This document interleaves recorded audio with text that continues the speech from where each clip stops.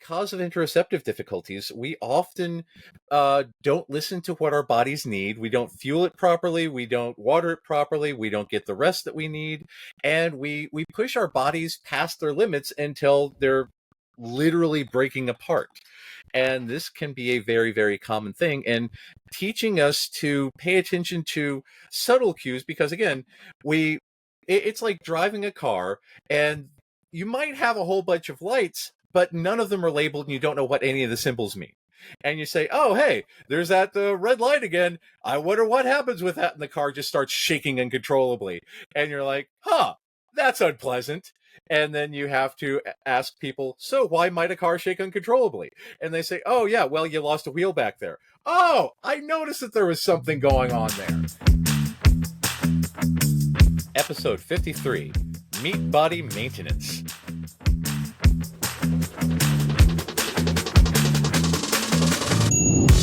Welcome to the Autistic Culture Podcast. Each episode, we dive deep into autistic contributions to society and culture by introducing you to some of the world's most famous and successful autistics in history. Before we get started, a quick disclaimer on how we use the word autistic. The purpose of this show is not to diagnose the people or characters we discuss as autistic. While some may have announced being autistic, what we're really sharing here is our observation of what is representative of autistic culture. It can sometimes be difficult for autistic people to celebrate our natural tendencies and traits due to the perception of autism as a disorder that needs to be fixed, a long history of damaging medical interventions to get autistics to fit in with mainstream culture, and protective masking skills many of us have developed to try to stay safe. Whether you are autistic or just love someone who is, your hosts, Dr. Andralyn Zayn, the linguistic autistic, and licensed psychological practitioner Matt Lowry, welcome you to take this time to be fully immersed in the language, values, traditions, norms, and identity of Autistica.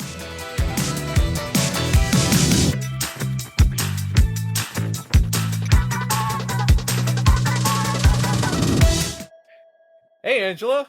Hey, Matt.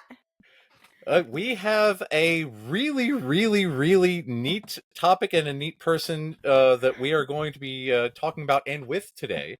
Ooh, and I'm meeting a human. I'm humaning today. This is a lot to expect from me. Interesting. Well, okay. Because this is a person that I've known for about 2 years now. And yeah, I think 2021. Yeah, it's been quite the ride, because we were introduced because somebody said, hey, somebody from an autistic Canadian circus is looking for somebody to talk about the autism. And I was like, oh my God, yes, please. I want to jump into that wholeheartedly. Please, please, please choose me. Oh my God, yes.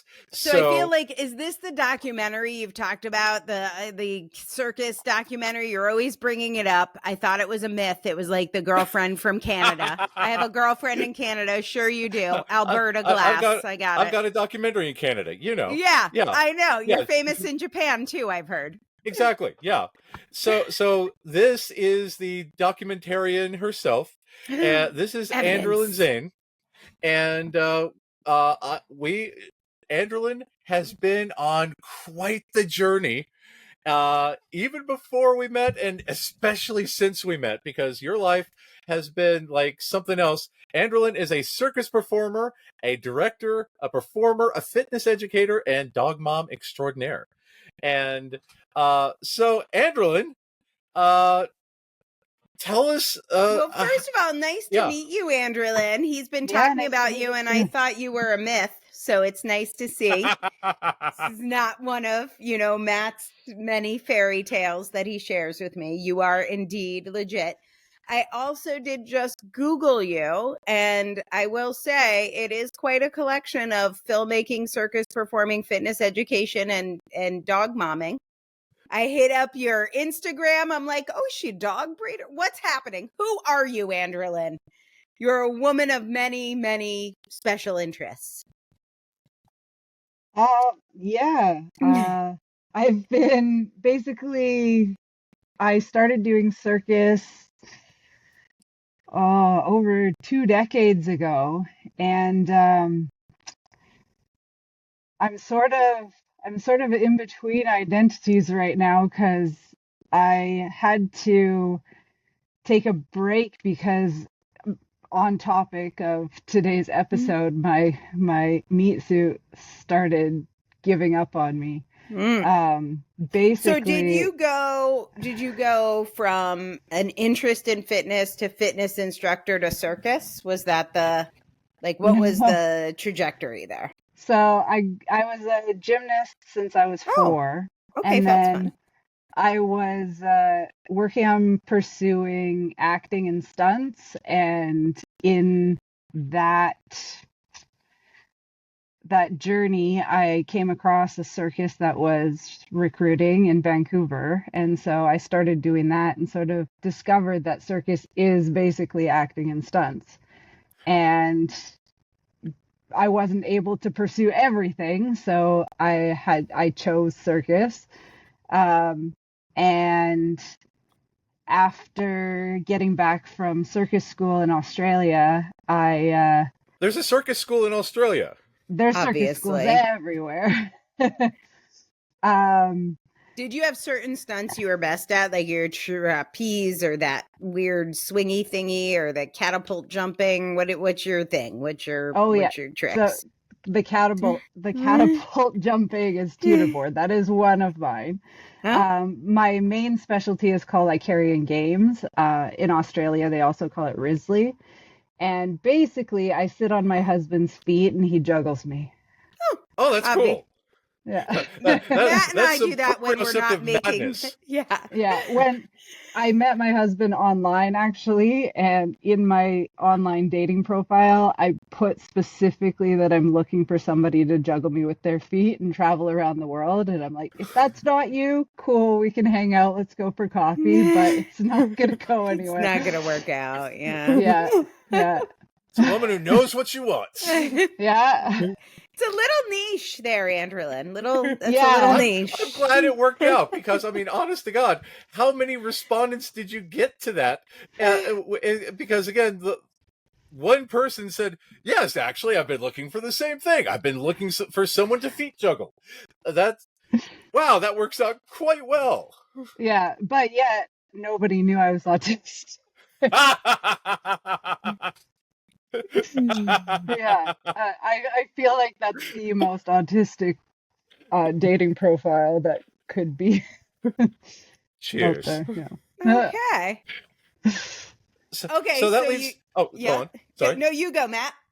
So that leads to the question, because you realize that you're good at the proprioceptive stuff and the movement and the intense flow state of being in this movement. What was the journey that led you from that to the TISM? Oh, honestly, the whole reason that I figured it out was because of TikTok. You're not alone, my friend. Through my coaching career, I coached many autistic kids, and their parents would come to me and tell me they were autistic, but there's no education as to what autism was. The parents didn't even know what to tell me, what kind of accommodations they might need. I was just given this word, and up until 2020, when I hopped on TikTok and started seeing creators that were assigned female at birth and autistic giving their description on their autistic experiences, I didn't even know what autism was, and then went down the rabbit hole of all of the self-assessments, and it became very, very clear when we got our puppy, and the barking and everything. I was having so many meltdowns, and just trying to figure out like what was going on, and I was full on in autistic burnout. That sort of led me down that road, and eventually I found a psychologist that specialized in neurodivergencies and was able to assess me. So Congratulations. Thanks. That's a difficult one to pull off. Yeah. So what led to you deciding to make the documentary? Because the documentary is epic. Yeah, I literally got the idea the day I received my diagnosis. There was a grant application deadline like 5 days after I got my diagnosis. And so it's probably the fastest grant application I've ever written in my life. And yeah, I found out a few months later that I got it. And then so what, I know it, and this is always the case, it always evolves, but what was your original vision for the documentary? What's in that grant application? And then tell us a little about where it is now and how it's maybe changed and why. So I kind of was wanting to find out, like within my community, how many other people were in the same boat as me, and find another way of connecting with my peers. So I know that when I first put out the call to artists, there was a lot of assumptions that it was about how Circus was going to impact the development of autistic people, but I really wanted to connect with other professionals who were in Circus because that was their special interest, who had achieved a high level of technique and performance and made it their career because of being autistic. How many did you end up with? I had to cut the applications off once I got 20 because I didn't want to say no. A bunch of people. That was the hardest part. And I was getting and those people knew they were autistic? Like in the actual question, did it say, are you autistic and a circus performer? I did accept people who were self-diagnosed as well as professionally diagnosed. And I was getting applications from like all over the world. I was trying to make it mostly in Ontario, and as soon as I opened it up to Montreal, I started getting applications from like Italy, from Africa, from South America, like all over the place. I was not aware that Italy is part of Montreal. Neat. Good to know. Yeah, I know. Same with Africa. And because they're all there for Cirque du Soleil, I'm guessing. Yeah. So, Matt, I want to jump in here, and I need a little education from you. I need you to put on your licensed psychological practitioner hat for me. I am super sensory avoidant, and I'm guessing circus performers are not. I don't even want to juggle like, I don't know, a tissue box from my right hand to my left. It's too much movement. But can you talk to me about kind of where autism comes in and why certain autistic people might be attracted to circus performing?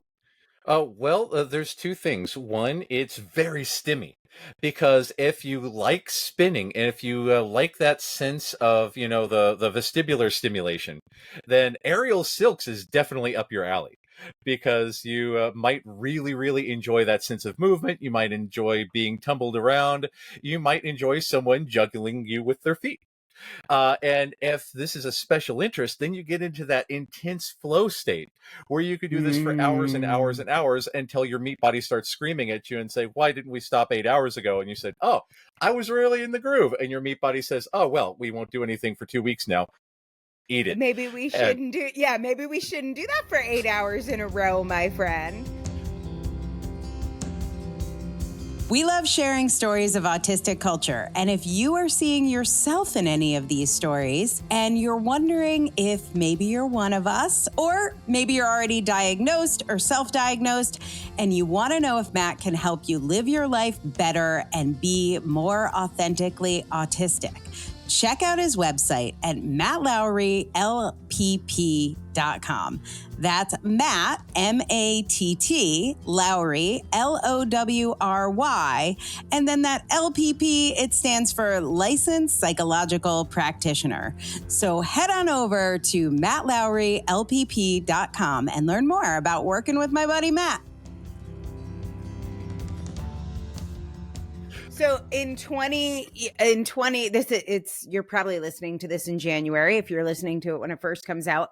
And I used to do the whole word of the year thing. And in 2012, my word of the year was fun because I couldn't figure. Oh no, I'm sorry, it was play.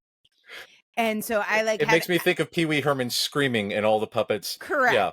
Go on. And I was like, I read this book on like why play was so important for adults and how we learn through play. And it was called Deep Play by Diane Ackerman. I don't know. It's always a book with me. And so I was like, okay, this year I'm going to play every month. I'm going to come up with something to do that adults do that is like adult play, that's like play or fun or in your body. Like that was my thing. So like 1 month it was roller skating, and I made this list of 12 things. 1 month it was amusement parks. 1 month it was whitewater rafting, and 1 month it was circus. So Andralyn said there's circus schools everywhere. I went to the DC circus school, which I think is the same as the New York circus people. And every single month after month, whenever I had my play date, which is what I called them, come up, like I had budgeted money for it and I put it aside, and then I would do it. And I even made a video about all these things that I was going to do that like people who had hobbies did. And I was like, at the end of this, I am going to find a hobby. I'm going to meet people. I'm going to have friends for the first time in my life. It's going to be amazing. I can't wait. And then every time it was coming up to the date, I would like completely dread it. And then after, I would be like in horrible tears. So my circus experience consisted of about 2 hours of crying at the base of steps to the top or a ladder. I did not make it up the ladder. I made it up like 10 stairs and just like cried hysterically the whole time. And then I went home and I cried for a week. And maybe don't pick a word of the year that is like the opposite of everything your autistic meat body needs. So I have to assume if Andralyn or any of her film co-conspirators that she picked for this, the first time they're like, jumping on the trampoline or whatever, they're like, oh my God, I am home, which is how I feel on a couch with a book, not moving anything. That's how I felt the first time I sat on someone's feet, for sure. You were like, this is it. I'm home. 100%. As soon as I sat, I knew, I'm like, this is it. This is it. So tell us about this, because ever since we spent like a year talking back and forth, recording a whole bunch of stuff, and since then I have encountered more and more and more people, both adults and kids, who are very, very much into circus performing, who are into aerial silks, who are into tumbling. One time I did an evaluation, and kid autistic, we started talking to the family's probably autistic, going up to the grandparents, and like the grandparents are like, well, I can't possibly be autistic. And I was like, so how did you all meet? I was like, well, we met at 15 when we decided to leave home and jump on a train and join the circus. And I was like, I got a funny story for you people. And it seems like this is a magnet for outside the box thinkers, for people who find cubicle work intolerable, who need that sense of constant movement, who need that proprioceptive and vestibular stimulation, and who just we can't do the cubicle life. So tell us about all of that, because I find it fascinating. I'm fascinated. Well, One thing with circus is not only is there already so many different specialties that you can do within it, but it is an art form that is open to new development and new ideas. And so there's something for everyone.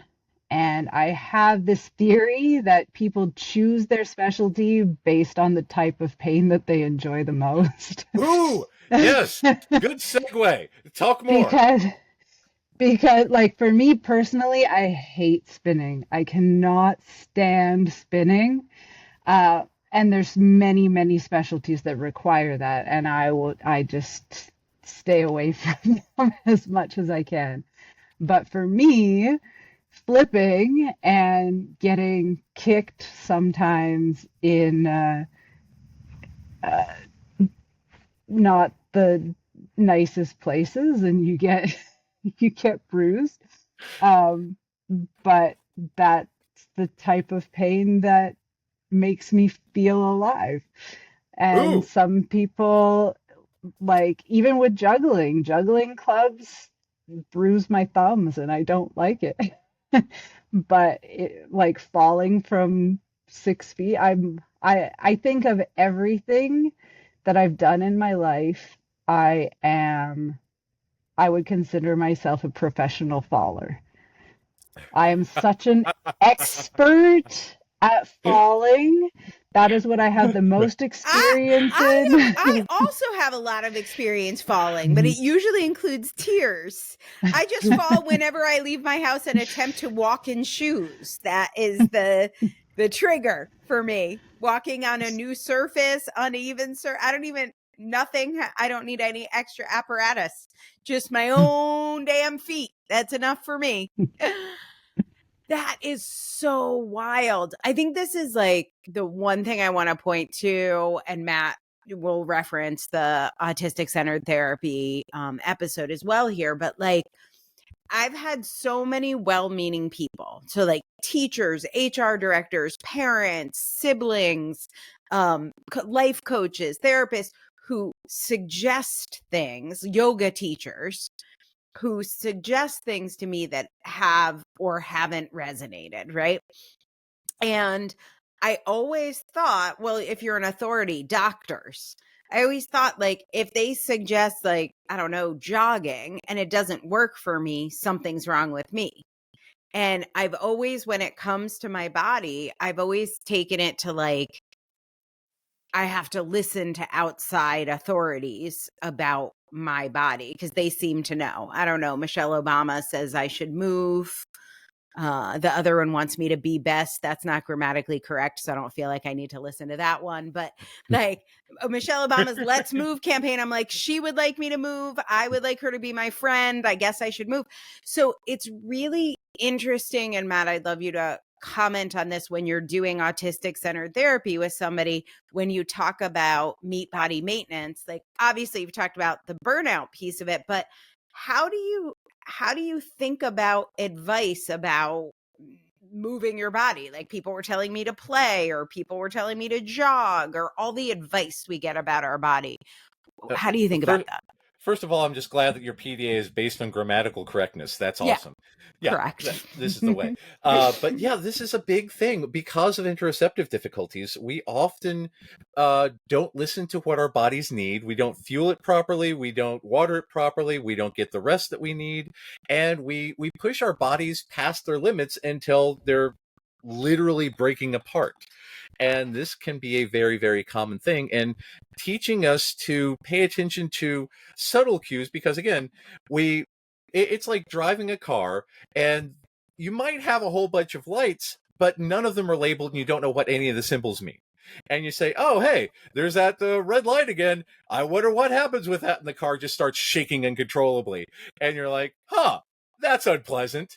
And then you have to ask people, so why might a car shake uncontrollably? And they say, oh, yeah, well, you lost a wheel back there. Oh, I noticed that there was something going on there.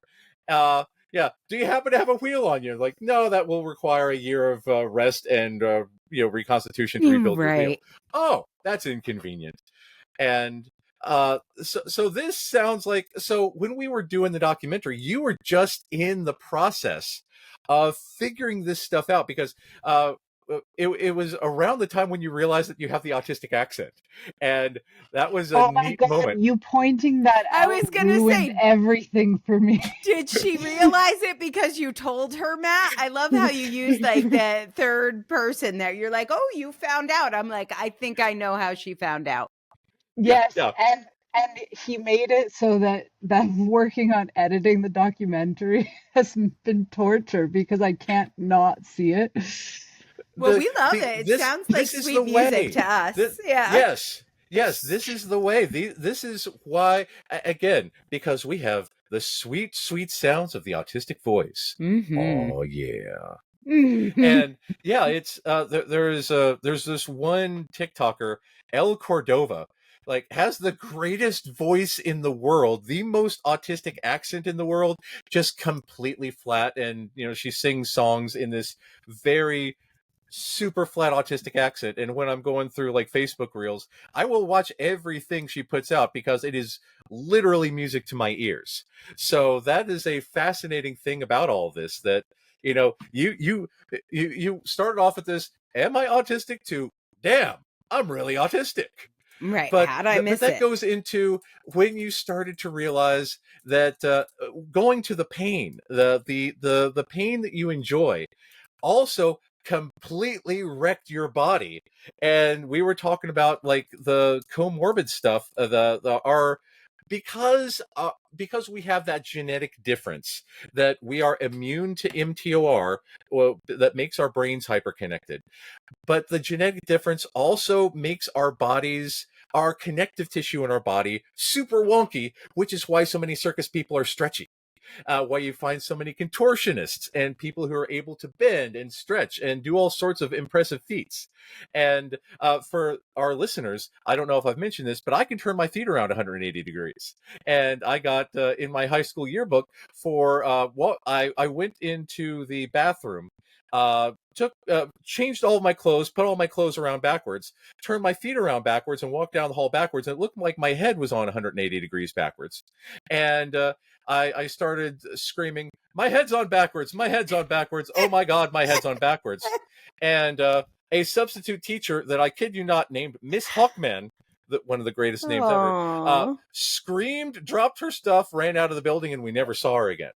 So well done, There my you go. guy. You are already pursuing your next career move into clowning. I was going to say, exactly, Matt. there I you was going to go. say Matt could do clowning. We figured it Yeah, out. yeah. If this whole I therapy thing doesn't work out, I once asked Andralyn about the care and feeding of the clowns, because where does she keep them? Because I'm assuming you could shove like 15 into a small box. What you feed the clowns, how often the clowns need to go on walks, that kind of stuff. But tell us, because again, during the documentary, that's when things took a very hard left turn, because as you started to get checked out for this stuff, you found out that your meat body was a lot more complex than you first suspected. Tell us about that moment. Tell us about all the stuff that you went through, and tell us about the last 2 years, because you have been on a remarkable journey that completely changes the context of everything that you filmed. Yeah, well, because originally when I had started the documentary and when I like even back to when I was doing the grant application, I was intending to be doing circus in it. But the closer I got to the date, the more my body just stopped functioning. And uh, previous injuries that I had had were getting worse and worse and worse. And it had gotten to the point where I was in pain sitting, I was in pain standing, I was in pain lying down. I was okay if I was walking, but then I would get too tired. And so I went from training 20 hours a week to barely being able to walk my dog around the block, and was on painkillers throughout the day for years. I just finally got hip surgery in March, Oh God, that and took a had very long time. took a very long time. And I had radio frequency ablation done, which is basically where they use an X-ray machine to touch needles to nerves to zap them to basically kill the nerves in both of my SI joints and my L5S1. So for the longest time, it basically felt like I was torn in half. Like my legs were one entity and my upper body was another entity, and I had no connection with my upper and lower body. And throughout all of that as well, I had gone to get tested to find out if I have Ehlers-Danlos syndrome, What which is is Ehlers-Danlos syndrome? Yeah, sorry, go on. Explain it to so us. so it's a connective tissue disease that a lot of people in circus have, as I've been coming to learn. Because the stretchiness attracts people, and yeah, if you're going to be in circus, if you're going to do the stretchy stuff, you need to be stretchy. But stretchy people might have the EDS. Yeah. And what I ended up discovering through that, I don't have EDS. Uh, I have polycystic kidney disease, which I've known about since I was 18 years old. It's a genetic disease that I got through my father's side of the family. And even though I had known about this, they don't publicly speak about the fact that it's a connective tissue disease. I You're only right. found out because I went to the Ehlers-Danlos clinic. The doctor there showed me a scientific report that had been done that showed that vascular EDS presents similarly to polycystic kidney disease. And so I still got genetic testing because he wanted to make sure that I didn't also have vascular EDS, which Good I call. don't. So luckily, I only have one connective tissue disease, which is enough. But it also led me down the path to find out that I have POTS, which I've had since the symptoms started when I was 10. What's a POTS? So POTS is postural orthostatic tachycardia syndrome. I have been passing out all the time my whole life, to the point when I was a teenager, I used to feel that it was coming on. I would run to the mirror and I would watch my pupils go really big and then really small, and I'd fall on the floor and then I'd get back up. Ouch. And I had seen so many doctors, I'd had so many tests, nobody could give me any answers, that I just assumed it was a quirk that I had. Until until a few years ago, when a good friend of mine who's a chiropractor, I was like joke telling him about that, and he's like, that's not normal. I'm like, well, it's normal for me.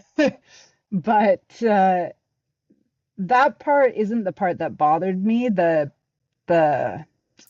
thing that started getting worse in like 2020, 2021 is, especially in the fall and the winter, if I would go out in the cold, and especially if I would go for a walk and then go back into the hot, I would get so weak that my neck muscles weren't strong enough to hold my head up. I had Ouch. to like have my head propped up. I couldn't open my water Is bottle. that POTS related? That's POTS.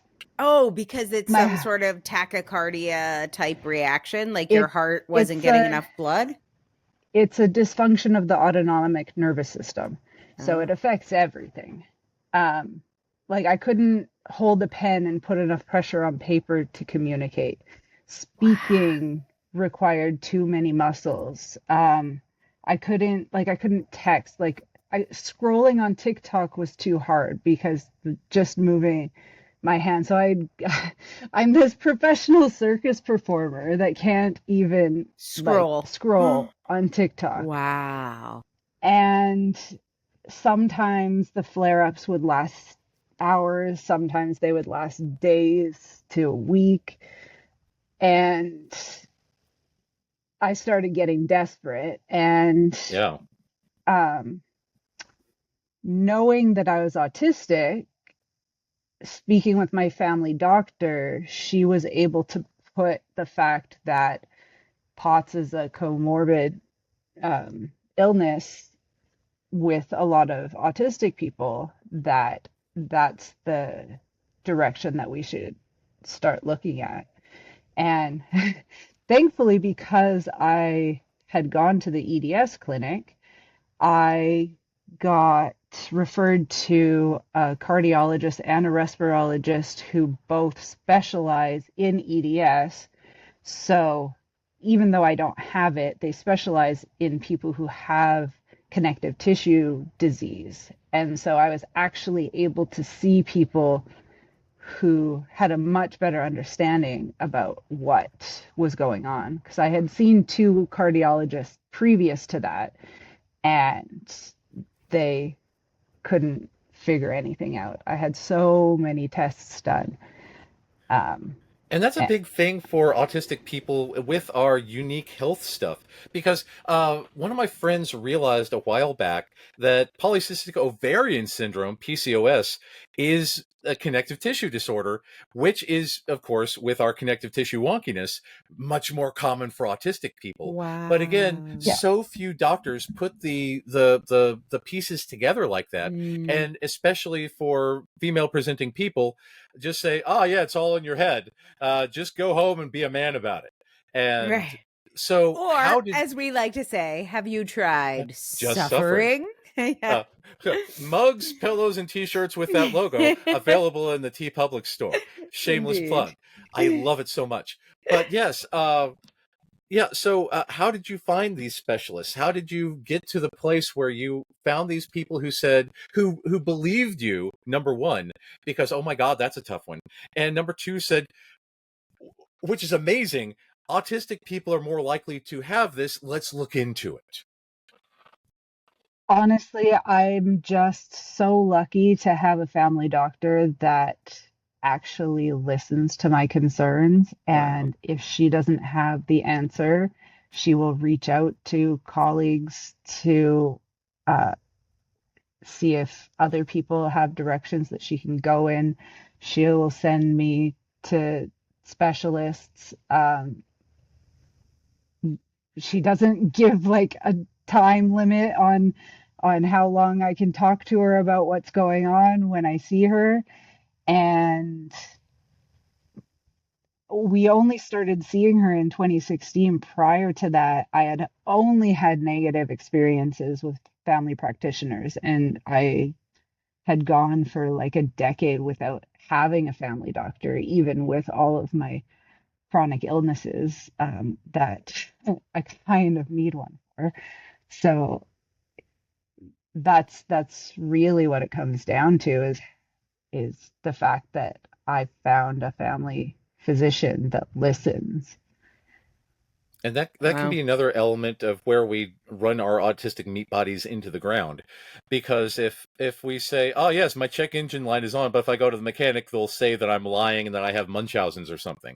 Yeah. And if I had I lost my voice for 2 years, and which was totally an autism syndrome symptom. But I ended up at over 30 doctors, and it became almost like a job. I was always researching and then going to doctors, and then I ended up in horrible burnout from self-care of trying to go to doctors, and then I was trying to go to voice therapy because somebody told me voice therapy would work, and then I was going to the sticky penny Chinese people, acupuncture. Yeah. So, like, I was doing so much self-care that I completely burned out. And I was like, my new treatment plan is my couch. Yeah. I'm not getting off it for a year. Thank you. Yeah. Yeah. I had to stop teaching. I had to stop Circus. I stopped literally everything like mid 2021. And going to doctors was my full-time job. Yeah. Yeah, I remember I just started doing circus again in September. Oh, wow. Yeah, I it's started teaching again a month ago. Yeah, because the last time we recorded stuff in 2021 was right when you said, "Oh yeah, I'm going to go to the doctor and film it," and then that was the big stretch of all of this. So, yeah, how have you been? How did you get to the point from the point of I can't hold my head up to now I'm doing circus again? Because that seems like a ridiculously long and jagged road. Mm. Yeah, well, and I still have a long road ahead of me. I'm not up to 20 hours a week yet. I'm training like between an hour and a half to maybe 5, 6 hours a week. So I still have a long ways to go before I'm back to where I was, but I started medication for the muscle weakness in the spring. I got the surgery, I got the radio frequency ablation, um, been going to therapy to get through the autistic burnout. Um, I'm going to be actually starting, I don't have ADHD, but I'm going to be starting ADHD medication for the brain fog, um, which that's been like a whole nother journey getting to that point because of the polycystic kidney disease. There's a lot of medications that I can't have, um, Ouch. in part because my blood pressure has to stay regulated or my kidneys will fail sooner. Oh God. Um, That makes yeah, sense. and uh, so yeah, and I started a medication to help with like the fatigue and just the joint pain, and so I'm still mid journey. I'm not out of the hole yet, but there's definitely there's a lot of mental work that still has to be done because there's the relief of knowing why why it's been so difficult for my entire life, or since I was 10 at least, and trying to figure out like, okay, this is why it was difficult. What is worth pushing myself through? What should I stop doing? What what kind of goals are realistic now? Because I've always been the kind of person that will shoot for the moon, and I don't know if I can do that anymore. So I don't know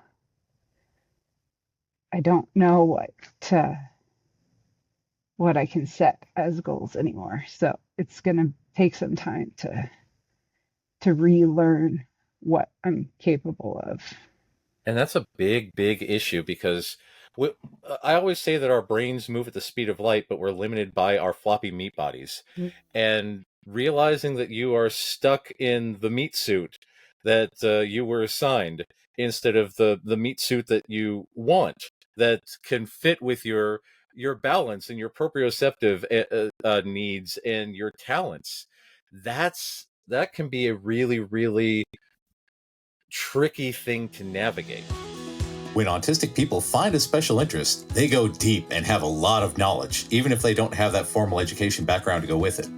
If you want to capture your spin in a book, check out Angela's work at differencepress.com, differencepress.com, and find out more about becoming an author and establishing your credibility with a book.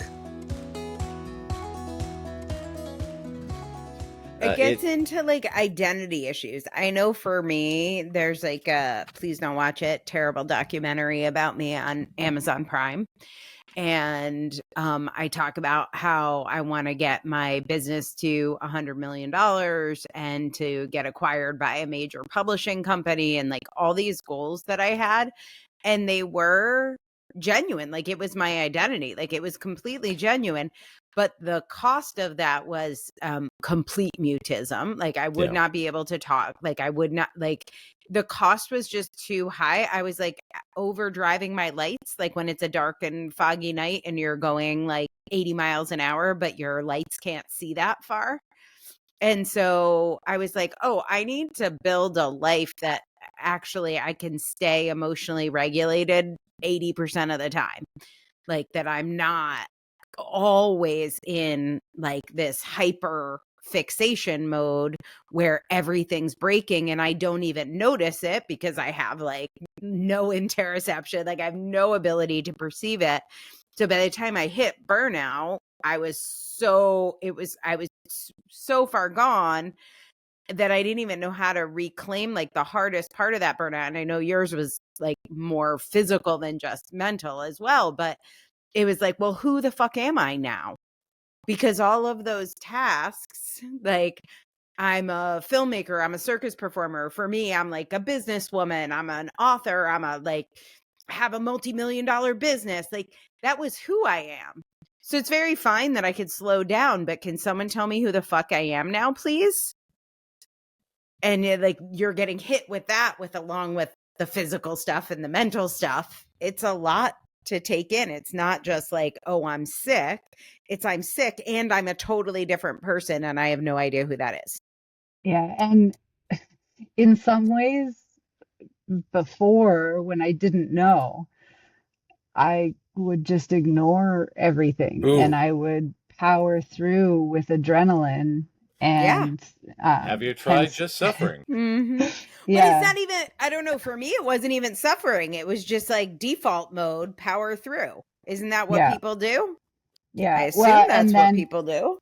And then the whole like having a schedule and being rigid with that, it was so much easier for me even if my meat suit wasn't working for me that day, it was easier for me to try and just use the adrenaline to get through things and then crash and not be able to move than it was to figure out how to adjust my schedule. Mm-hmm. Yep. Totally. And so totally now I don't have a schedule. I don't have a routine. And that's just a whole different level of struggle. Yeah, how do you deal with no structure and no routine, no schedule, no routine, being an autistic person who thrives on schedule and routine? She will advise you once she figures that out. I'm guessing that you do that because like the routine is don't have a routine because anything could happen. Because the cost of having one got higher than the cost of not having one. And because I don't want to let people down. Yeah, that's the worst. It's the worst. Yeah. It's the worst. Yeah. Ugh. Yeah. So I don't want to make any commitments to anybody for anything, which is why it's taken me so long to get back to teaching and why I'm like barely taking any hours and trying to make sure that even if I'm in a flare up, I can like manage to teach for an hour. And if I'm burnt out from that, I've got days to recover. And so some days all I can manage to do is feed my dog and feed myself and just wait for time to pass. Yeah. I think this is one of the things about dogs, right? It kind of, you have, like, they're going to have to go to the bathroom and you're going to have to do something about that. Like it almost creates a routine for you. Cause I mean, I'm sure some people just abandon their pets, but and my dog is definitely autistic ADHD. We've done our cats episode. We have not yet done our dog episode. Yeah, he's a border collie, so you can only. Got it. all the information has been provided. Yeah, there's no way you can just like neglect a border collie. They will ensure that you do not. Yeah, and you will pay attention. He needs his routine. Yeah. Oh my God. I love border collies. Yeah. I may be one. It's possible. And that brings us to the whole thing about, setting expectations for others, because we have to find value within ourselves that is independent of what we can offer to other people. Because one of the big things that I work on with people and myself is that we have intrinsic value just by existing, rather than by being productive, by being of service to others, of doing the things and being a product. But And I'm like, I feel like for me, my story was like, I have a bad personality, but at least I'm a really good worker. So I generate like revenue for my company, or like I'll, go out of my way for people. And this makes up for the fact that I have a terrible personality and I make everyone uncomfortable. And also I make mistakes all the time. And also I fall all the time. And that's really embarrassing. And I get car sick and people have to like pull over.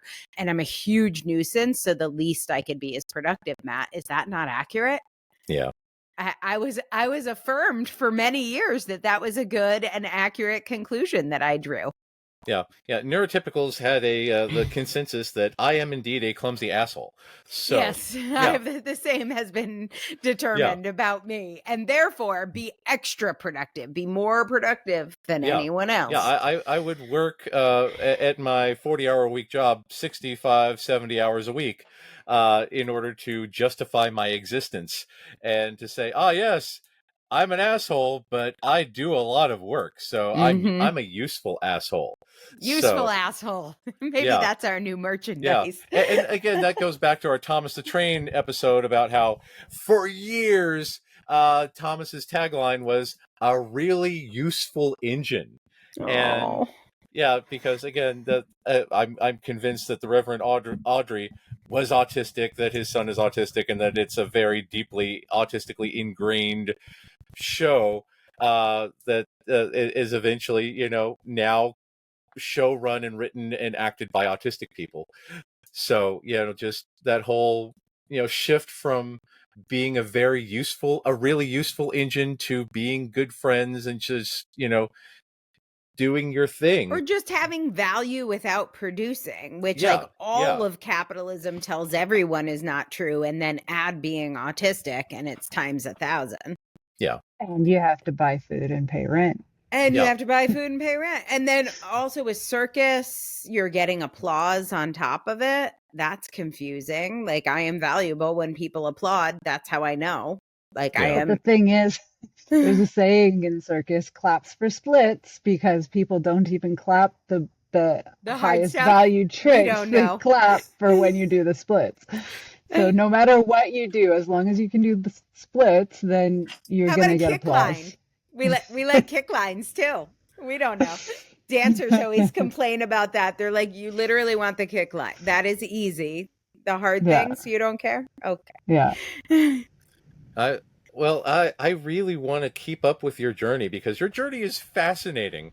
And if you ever need, help with the whole, documentation of the whole thing, we could, reach out to people who we've met some really interesting autistic filmmakers, and it's some neat stuff, because your journey is a fascinating one, and it is something that I personally know a lot of people would love to know about, because there is no roadmap for how to deal with all these health issues and the burnout and all the struggles that you're dealing with. You're essentially writing the how-to manual on how to deal with all of these life stressors. Well, so this episode is meat body maintenance. And my big takeaway is it's a very personal and individual journey. Like, there's no, like, I feel like I get with my car, I got a manual that's like, get an oil change every 5,000 miles and take it in for a service every whatever it says in there that I'm not doing. But like, is there any regret you have? Like, if you knew you were autistic sooner, do you think you wouldn't have had a career in circus? Do you think you would have stopped in the middle of flow state being juggled by your future husband or present husband? What do you think? Is there anything you would have done differently or advice you would give to your younger self now? I don't know. It's a hard question that I've asked myself numerous times. And I think anybody that's late diagnosed asks themselves that question, like, how did nobody know? And whether you're conscious about it or not, you're in the background of your brain, you're reliving your whole entire life through a new lens and questioning what you would do different, what you could do different, what you would understand more or better. And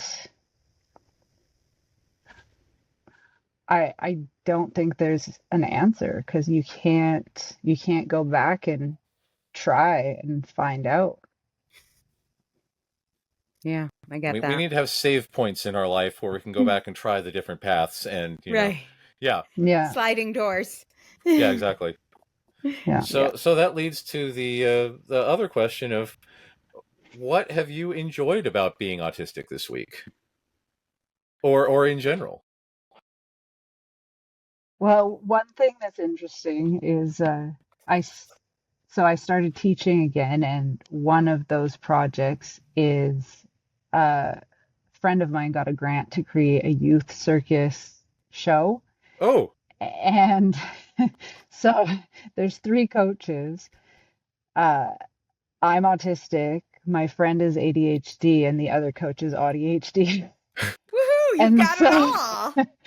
That's the trifecta. It's the new Charlie's Angels. Yeah. Oh, there you go. And so being able to be in a creative process with other people who not only have those neurodivergencies, but are aware of their neurodivergencies and how their brain works, we're able to come up with a lot of ideas that go really well together, but we're also able to bond over how our brains work and and be aware of which kids we think we play my team, your team.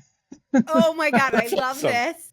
Also, I believe we should be creating a treatment for this and sending it to Hollywood, because I would like a sitcom based in a youth circus camp with an autistic ADHD and ADHD leader. Like, this is the perfect setup. Every week will be a new episode. I can only imagine what you're experiencing out there. You can focus on this is it. This is my new favorite show. I would watch the hell out of that. Yes. Right? Yeah. It's perfect. We'll let you know when we sell it, Andralyn. We'll make sure you get the cut. I'm going in. This has been so fascinating. I, like many people, I am a huge circus fan and admirer. And I think, especially when we see people on stage, whether it's actors or athletes or anything performance, it's very hard to imagine what's happening backstage or when they aren't on stage. It seems like you're all superhuman and you're always on stage and you always feel great and you're always smiling for the camera. And opening this up and being so vulnerable and sharing the truth of your journey, I know has been majorly impactful for me. And I know our listeners will get a lot of value too. So thank you so much, Andralyn. And Matt, thanks for introducing us. My pleasure. It's been fun. Y'all have a good one. Yep. Leave your comments. We want to hear what you think. Bye, everyone. Thanks for listening to the Autistic Culture Podcast. If you like this show, you can help other people find it by taking a few minutes to rate and review on Spotify or Apple Podcasts. You can find out more about writing your book with me at differencepress.com. That's difference, DIFFERENCE, press, PRESS.com. or getting a psychological evaluation or consult with me at www.mattlowrylpp.com. That's M-A-T-T, Matt Lowry, Lowry, LPP, as in licensed psychological practitioner.com. We hope you enjoyed today's episode. And remember, no one ever changed the world by being like everyone else.